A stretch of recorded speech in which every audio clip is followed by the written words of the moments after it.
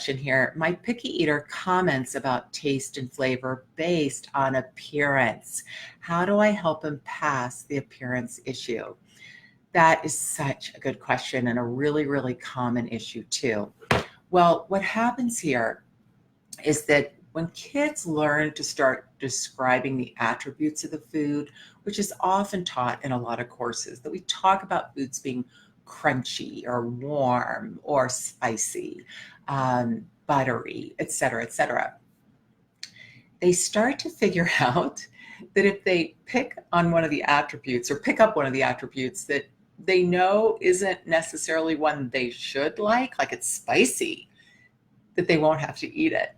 So the best thing we can do is treat it a lot like a child who's trying a new activity. Like, let's say they're trying to learn to ice skate.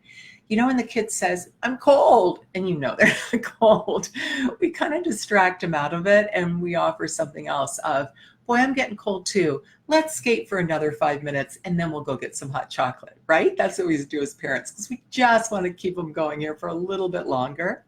So you can use the same strategy when it comes to kids who sort of grab onto something like, "Oh, it's spicy," or "I don't like the taste," or "Oh, it's too cheesy." I get that one a lot. Instead, what you want to do is kind of ignore that comment and focus on what they can do. So if they say it's too spicy, you can say, "One thing I love about you is you're really good at scooping. Can you take this big scoop and help me put a little bit more on my plate?" Do you see how you just redirected there? And then start to work up from there. Then finally, a second and final tip. In Adventures in Veggieland, I talk a lot about using tiny tasting spoons in cooking. And one of the things that I always tell my kids is you have the power to change the taste. But the first thing we're going to do is take a tiny taste and see how it feels in your mouth, because how it feels in my mouth isn't the same. Everybody has different taste buds. Everybody has a different mouth. We all have different sensations that we enjoy or we don't enjoy.